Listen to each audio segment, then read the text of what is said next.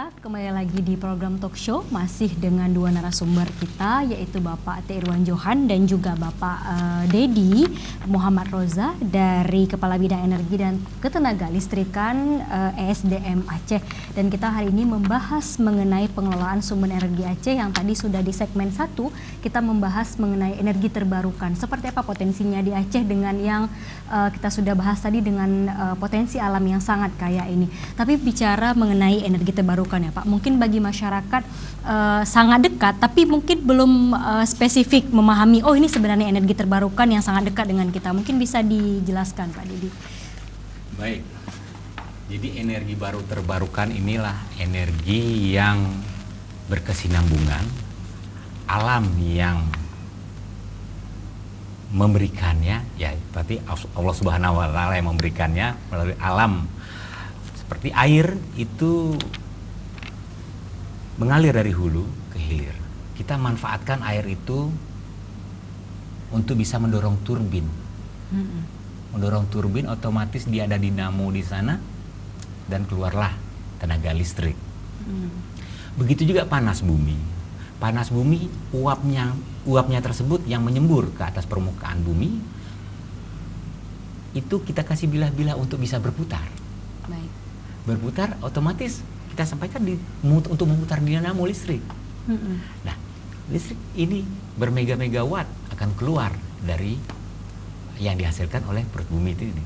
Jadi bukan perut bumi mengeluarkan listrik, tapi sebagai media untuk memutar turbin atau dinamo tadi. Nah, karena ini terus sifatnya lestari, terus menerus, gratis dari alam. Namun pembangunannya begitu panjang, memakan biaya dan sumber daya manusia yang terlatih ya. Ini memerlukan suatu perencanaan yang panjang, perhitungan yang teliti. Tentunya pengalaman demi pengalaman dari dunia internasional terhadap para pengembang-pengembang ini sangat menentukan perkiraan berapakah potensi yang akan dihasilkan. Oleh karena itu kita maklum bahwasanya para investor-investor tersebut akan menggali lebih teliti lagi dalam masa eksplorasi. Masa eksplorasi ini bisa kita beri kesempatan 4-5 tahun. 4-5 tahun untuk mengeksplor itu ya Pak? Atau bisa lebih cepat 3 tahun sampai 5 tahun. Kalau memang 3 tahun bisa selesai dan selanjutnya akan melakukan pembangunan fisik untuk membuat power plant. Baik. Dan selanjutnya akan tersambung kepada energi listrik yang ada disambung oleh ke PLN. Ya, mungkin itu secara garis besar dari sumber daya alam sampai listriknya mengalir ke jaringan PLN. Baik gitu Pak, ya. dengan kondisi yang ada Pak, seperti sekarang kan ini masih menggunakan energi fosil ya Pak, energi fosil, batu bara dan lain sebagainya. Dengan kondisi yang ada masyarakat seperti apa harapannya? Apakah kemudian nanti masyarakat dengan energi terbarukan akan lebih baik kondisi kelistrikan yang ada di Aceh atau seperti apa Pak? Ya, baik, kalau kita lihat potensi alam Aceh dari sumber air itu ada 2000 mega, hampir di atas 2000 megawatt. 2000 megawatt. Ini akan lahir dari potensi-potensi ini ada masih 17 titik. Belum lagi yang menengah atau yang kecil. Baik. Ada yang lebih kecil-kecil lagi. Ini bisa lebih. Itu dari air. Dari panas bumi ada 1000 sekian. 1000 megawatt sekian. Pertanyaannya, besar sekali. Aceh sekarang butuh berapa? Yang dibutuhkan berapa? Belum sampai 1000. Bahkan melebihi. Nah, kalau kita jumlahkan air dengan panas bumi tadi hampir 4000. Baik. Aceh sekarang butuh listrik 400 mega. Berarti kita masih persediaan Se-Aceh ya Pak? masih kita persediaan 10 kali lipat lagi persediaan kita. Jadi kita punya kebutuhan Aceh 400 megawatt listrik. Sedangkan potensi kita punya 4000. Berarti 10 kali lipat. Betul. Nah, ini kan bisa untuk kita kembangkan untuk industri, untuk kita oper ke provinsi lain, akan dijual, ya kan, untuk investasi tadi. Oleh karenanya ini sangat menantang. Tinggal nanti kita bagaimanakah pengelolaannya dan ibaratnya pemasarannya. Untuk bisa menggeliat, untuk membuka pintu Aceh lebih terbuka di sektor energi. untuk para investor untuk berinvestasi. Nah, bagaimana ini bisa terrealisasi? Listrik itu punya lintas provinsi. Baik. Jadi dari Aceh sampai Lampung itu sudah ada jaringan tegangan tinggi PLN. Baik. Dan ini dari Aceh bisa dipakai nanti di Lampung. Baik, dari Aceh bisa dipakai ke Lampung. Ya? Lampung juga bisa dipakai di Aceh. Jadi sistem kelistrikan nanti nasional nanti jadi kuat. Jadi kuat. Dan nggak mustahil kalau Sumatera dengan Jawa juga nanti tersambung, interkoneksi. Dan itu sudah direncanakan dan akan saling mendukung. Malah nanti sebagai sampai dari Madura dan Bali.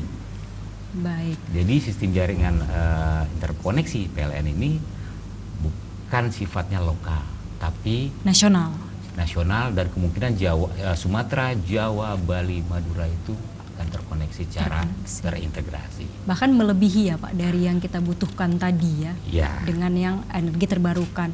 Tapi saya menarik nih Pak Irwan mengenai kanun rencana umum energi Aceh. Seperti apa penyerahan ke masyarakat? Mungkin ada masyarakat yang masih asing dengan kanun tersebut. Seperti apa Pak? Ya kalau masyarakat awam asing terhadap kanun ini ya saya kira sesuatu yang lumrah ya, wajar ya. Masyarakat mungkin pertama pemahamannya tentang energi itu masih tidak terlalu paham seperti hal-hal yang lain ya, karena tidak banyak orang yang berkecimpung di sektor ini, tidak banyak orang yang mengamati sektor ini, walaupun setiap hari secara sadar atau tidak sadar dia menggunakan energi. Sangat dekat ya Pak? Ya, sangat. Itu memang menjadi bagian keseharian masyarakat ya. Kita lihat pada saat terjadi pemadaman listrik misalnya, itu baru masyarakat merasa kehilangan dunia, serasa hampa tanpa energi gitu kan. Tapi pada saat listrik biasa-biasa saja, normal-normal saja, kemudian kita abai bahwa apa yang sedang kita nikmati, listrik yang sedang kita gunakan saat ini itu merupakan kekayaan alam, merupakan anugerah yang maha kuasa yang dikelola dengan manajemen yang profesional, dikelola oleh pihak-pihak yang kemudian kita harapkan punya tata kelola yang baik. Nah, inilah yang kita atur di dalam kanun ini ke depan agar penggunaan, pemanfaatan sumber energi yang ada di Aceh ini bisa digunakan semaksimal mungkin untuk kepentingan masyarakat, kepentingan industri ya, seperti tadi Pak Dedi sampaikan, kita punya stok, kita punya harta karun energi yang luar biasa ke depan, bagaimana ini kita kelola agar jangan sampai terjadi pemborosan, agar jangan sampai tidak terencana dengan baik, ya kemudian tahapan-tahapannya menuju ke energi bersih, beralih dari energi fosil ke energi baru terbarukan ini bagaimana tahapannya, mungkin tidak bisa serta-merta tahun depan kemudian semua penggunaan energi fosil kita stop misalnya kan, ada tahapannya. Energi fosil seperti batu bara juga ada level-levelnya ya, ada batu bara yang bersih, emisinya rendah dan sebagainya, ada yang emisinya tinggi, ya mungkin nanti pembangkit listrik batu bara mungkin dialihkan dari penggunaan batu bara yang emisinya tinggi menjadi yang emisinya rendah gitu ya. Di Hong Kong sudah mulai dilakukan itu misalnya. Jadi sosialisasi kanun ini kepada masyarakat memang mungkin saatnya ini sedang dalam tahap pembahasan, belum terlalu dibutuhkan, tapi nanti setelah ini selesai dibahas oleh DPR Aceh dan pihak eksekutif, ini bisa disosialisasikan karena saya kira juga akan menyangkut dari investasi tadi, bagaimana masyarakat kemudian mensupport, ikut mendukung kehadiran investasi di sektor energi ini di seluruh Aceh ya, dan bisa memahami mana energi yang kemudian dampak lingkungannya itu besar, mana energi yang dampak lingkungannya itu kecil ya. Jangan sampai semua pembangkit listrik disamaratakan, digeneralisir, itu akan merusak lingkungan gitu. Jadi masyarakat harus paham juga kalau ada investor masuk, seperti tadi Pak Dedi sampaikan, ada kebijakan pemerintah kita untuk memberikan zero tax atau insentif pajak kepada investor yang masuk membawa misalnya material atau sarana mesin-mesin peralatan pendukung untuk membangun pembangkit listrik bersih atau dengan sumber energi terbarukan. Ini memang merupakan bagian upaya pemerintah untuk mendorong investasi di sektor ini gitu kan. Nah, saya kira ini potensi yang sangat besar untuk Aceh. Dan selain itu juga kita, karena ini kita dunia kita satu bumi ini adalah milik kita bersama, kita hidup di satu bumi yang sama, kita tidak boleh ego juga misalnya bahwa kita tidak peduli dengan lingkungan, tidak peduli dengan nasib 7 miliar penduduk di muka bumi ini, kemudian kita menggunakan energi mumpung kita masih banyak energi fosil, kita kemudian menghamburkan itu. Padahal ini sudah ada kesepakatan bersama apa di Paris, Pak ya? Iya. Apa itu namanya? Paris ya 2000 Protokol ya? Protokol Paris. Protokol Paris Terakhir. 2015. Kemudian seluruh dunia sudah bersama-sama seiring untuk menjalankan melawan climate change ya, perubahan iklim dan sebagainya. Ya ini sama-sama lah kita juga mendorong itu. Pemerintah Aceh juga mendorong itu. Makanya sekarang ini juga penggunaan penerangan di Kota Banda Aceh atau di beberapa daerah lain di Provinsi Aceh ini sudah menggunakan penerangan jalan tenaga surya, misalnya tenaga matahari. Itu salah satu caranya ya, Pak. Ya walaupun sedikit lebih mahal, tapi lebih hemat energi. Kemudian juga lebih rendah emisinya dan sebagainya ya daripada menggunakan sumber energi fosil. Masyarakat juga harus kemudian kita biasakan hidup hemat energi. Baik. Misalnya kan. Gimana Pak memberikan pemahaman masyarakat itu? Mobil pribadi misalnya lebih banyak menggunakan transportasi umum, menggunakan jalan kaki, bersepeda misalnya dan sebagainya, mengganti sumber-sumber lampu yang menggunakan energi tinggi menjadi lampu-lampu yang hemat energi dan sebagainya. Itu bagian dari upaya kita bersama pemerintah dan masyarakat untuk sama-sama menuju pembangunan yang lebih efisien. Berkelanjutan ramah energi tapi ya Pak. Ya, ramah lingkungan, menggunakan energi bersih dan terbarukan, dan saya kira teknologinya saat ini memang masih mahal seperti Pak Dedi katakan, tapi pelan-pelan mungkin nanti ke depan akan menjadi lebih murah, lebih terjangkau ya.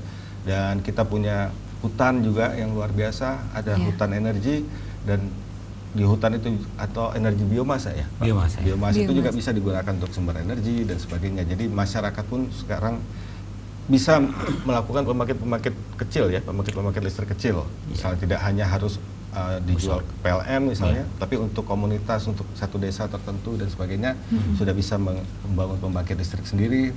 Dan satu hal yang harus diketahui oleh masyarakat saat ini, terlepas dari PLN Aceh sekarang ini mungkin masih sering dikomplain oleh masyarakat terkait pemadaman listrik, tapi rasio elektrifikasi di Aceh ya sudah 100%. Baik Pak, hampir kita tahan dulu ya Pak ya, kita tahan dulu, kita angkat dulu telepon. Ini sepertinya pemirsa ingin bergabung bersama kita. Halo, assalamualaikum. Waalaikumsalam warahmatullahi. Baik, dengan Bapak Herman di Banda Aceh, silakan Bapak. Ya, terima kasih. Saya mengikuti praktik talkshow tentang penggunaan sumber energi di Banda Aceh. Tadi disampaikan bahwa kita sudah ada usaha untuk mengarah kepada penghematan energi seperti lampu-lampu jalan, menggunakan tenaga surya. Itu bagus sekali memang. Nah, kita lihat sekarang PLN semakin hari semakin menjadi-jadi, bahkan mereka menaikkan tarif itu secara sepihak, saya lihat, tanpa memberitahukan kepada pelanggan lagi.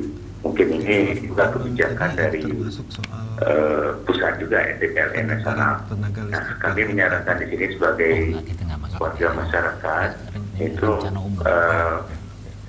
para anggota dewan mengarahkan terus kita masyarakat ini untuk bisa menggunakan energi dengan hemat, dengan semacam tenaga surya. Bahkan kalau perlu ada semacam investor yang datang ke Aceh mungkin menawarkan kepada masyarakat, kepada penduduk untuk menggunakan tenaga surya di rumah-rumah, karena sumber energi dari surya sangat besar gitu. Jadi harus dikelola secara maksimal, secara bertanggung jawab. Nanti kalau ada masalah-masalah kita bisa klaim dan ada yang bertanggung jawab. Selama ini kita melihat masalah listrik ini sepihak saja, bahkan banyak juga rumah-rumah yang akibat dari kesalahan listrik ya, apakah konslet dan sebagainya, yang dalam hal ini LN tidak bertanggung jawab. Jadi biarkan masyarakat juga berhak menggunakan tenaga surya itu. Ada investor yang datang menawarkan kepada masyarakat secara mandiri. Jadi biarlah swastakan tenaga energi listrik ini. Ini bagus sekali untuk kemakmuran rakyat, agar tidak ada yang cuma hanya satu-satunya PLN yang bisa berkuasa. Baik. Atau sebaiknya bisa juga diswastakan. Iya. Biar banyak yang bersaing, kita melihat mana yang lebih murah. Jadi mana yang lebih bagus ya Pak? Baik. Terima kasih. Baik, terima kasih Pak Herman. Ini dari Banda Aceh, ini pemahamannya bagus sekali ya Pak tentang tenaga surya tadi. Jadi memberikan saran dan masukan tentang penghematan energi. Dan mungkin ada tambahan, ada masukan, ada dari Bapak. Ya baik, terima kasih. Memang ini kegiatan ini sudah lama kita lakukan di Aceh, terutama juga di Banda Aceh. Makanya ada juga lampu-lampu jalan yang memang tidak mungkin dialiri oleh PLN atau sudut-sudut ruangan, sudut-sudut ruang yang kiranya malah kalau ada tiang PLN malah ribet gitu ya. Iya. Jadi tiang PLTS ini, yang matahari ini dia lebih fleksibel, malah bisa dipindah. Jadi di ruang-ruang yang memang dibutuhkan untuk pemasangan PLTS, baik itu untuk di jalan atau tempat area-area yang dibutuhkan untuk penerangan, oleh karena itu sejak dari beberapa tahun lalu kita sudah melakukannya di Banda Aceh ataupun di kabupaten kota di seluruh Aceh. Baik. Gitu. Untuk selanjutnya mengenai yang di rumah-rumah tersebut, sebenarnya kita sudah ada nih, kita sosialisasi juga dengan para anggota dewan bahwasanya kita memang harus memulai kegiatan pembangkit listrik tenaga surya pada bangunan. Baik. Kalau tadi muluknya di rumah, kita mulai dulu di perkantoran. Jadi ada yang istilahnya yang topnya ini adalah PLTS rooftop. Oh, rooftop ya Pak? Rooftop. Jadi langsung di gedung DPR nanti ya Pak ya? Nah ini insya Allah kalau memang bisa ya Pak Irwan Johan ya? Sangat setuju. Sangat setuju ya Pak. Tapi mungkin Pak dengan kondisi yang ada, insya Allah ya Pak. Sangat mungkin. Sangat mungkin ya Pak. Asal semua pihak sepaham. Betul. Sepemahaman. Dan ini bukan suatu yang asing di negeri kita, malah di negeri yang lain. Ya ini sudah hal biasa. Jadi atapnya itu langsung solar panel ya. Solar panel. Cahaya matahari ya Pak. Jadi kalau kita kalau SDM yang di pusat itu ke kantornya di atas solar panel. Apalagi ke Dewan Energi Nasional. Wah, itu semuanya ada solar panel walaupun untuk lampu, ya kan? Karena matahari selama dari terbit sampai turun itu akan menghasilkan listrik yang ditampung di solar panel kemudian disalurkan ke lampu-lampu di ruangan kantor tersebut. Oleh karena itu mudah-mudahan tahun ini kami rencanakan mudah-mudahan tahun depan bisa terlaksana dalam skala kecil dulu, kami contoh untuk kantor kami dulu. Berarti belum ya Pak? Di SDM Aceh belum ya Pak? Iya, rencana tahun ini sedang direncanakan. Mudah-mudahan tahun depan bisa terrealisasi. Kalau itu sudah ada baru kita promosikan. Ini loh. Ya. Ini asalnya bukan dari listrik PLN tapi dari solar panel yang berasal dari tenaga matahari. Cahaya matahari ya Pak. Mungkin tambahan Pak dari Pak Irwan Johan. Ya. Saya berharap sebenarnya walaupun ini apakah sesuatu yang harapan yang muluk, sulit diwujudkan, tapi mungkin pemerintah Aceh ya, atau minimal kota Banda Aceh, atau minimal yang berada di ibu kota provinsi, apakah itu gedung milik pemerintah provinsi atau milik pemerintah kota Banda Aceh, itu memang sudah mulai harus berpikir ke arah sana. Ya, green building yang tadi saya sebutkan di awal tadi, ya, sumber energinya itu tidak lagi menggunakan energi listrik yang konvensional seperti biasa, tapi sudah harus beralih ke sumber energi baru terbarukan, ya, yang bersih, emisinya rendah, ya, kemudian ramah lingkungan. Salah satu yang sangat luar biasa kaya yang dimiliki Indonesia yaitu matahari. Iya. Nah, itu jadi Indonesia ini adalah anugerah yang maha kuasa, anugerah Allah Subhanahu wa taala. Kita berada di garis khatulistiwa, ya. Kita punya matahari sepanjang tahun yang di negara-negara di dekat kutub utara atau di dekat kutub selatan itu tidak punya matahari sepanjang tahun. Nah, Indonesia 24 jam matahari bersinar dan selama 365 hari. Jadi sumber energi matahari itu tidak akan pernah habis dari Nusantara atau bumi Indonesia. Dan itu merupakan satu anugerah sekaligus juga bisa jadi musibah kalau kita tidak mampu mengelolanya dengan baik, tidak mampu menjaga ketahanan kedaulatan negara kita, dan ini akan menjadi incaran, akan menjadi perebutan dari kekuatan-kekuatan asing untuk menguasai Indonesia ke depan. Ya, di bidang pangan juga demikian. Kita punya kekayaan alam yang luar biasa, di bidang kehutanan juga demikian, dan nantinya dengan seiring perkembangan bumi atau bumi yang semakin rentah, ketahanan pangan semakin rendah, ya. Kemudian ketahanan energi di banyak tempat juga semakin rendah. Indonesia yang punya kekayaan yang luar biasa ini akan menjadi sasaran, termasuk salah satunya Aceh. Matahari, kemudian juga air yang tidak pernah habis di bumi Indonesia, kemudian panas bumi yang luar biasa banyak potensinya. Kita berada di daerah yang ring of fire, atau cincin api, tapi itu anugerah sekaligus musibah juga yang harus kita kelola dengan baik.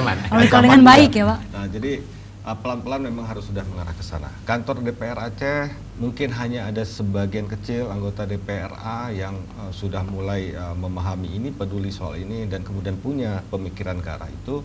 Tapi belum semuanya, maka saya katakan tadi bisa saja ini bukan sesuatu yang mustahil, tapi butuh semua pihak sepaham. Misalnya dalam DED, perencanaan pembangunan sebuah gedung. Apakah kita sepakat, pemerintah sepakat misalnya DED itu tersebut nantinya menggunakan sumber energi yang misalnya solar cell tadi, ya ada rooftop. Jadi semua gedung di atasnya itu ada solar panel, walaupun mahal di awal tapi berkesinambungan, berkelanjutan, dan kita tidak lagi tergantung pada PLN seperti tadi Pak Herman sampaikan. Saya sepakat sekali Pak Herman. Mudah-mudahan ada inovasi-inovasi baru dan nantinya mungkin akan muncul pembangkit-pembangkit listrik yang lebih kecil yang mungkin bisa mensuplai untuk komunitas, untuk satu daerah, satu kampung, atau bahkan komplek perumahan yang tidak lagi tergantung pada satu-satunya pemasok energi, pemasok listrik PLN. Dari PLN ya Pak. Bahkan tadi saran Pak Herman atau buat saja swasta, jadi biar bisa bersaing yang mana yang paling baik ya Pak ya. Dan yang pastinya pemirsa juga buat Anda yang ada di rumah silahkan bergabung di 0822 53688839 untuk menyampaikan saran ataupun pertanyaan kepada dua narasumber kita. Tapi jangan kemana-mana, kami akan masih kembali setelah pesan-pesan berikut ini.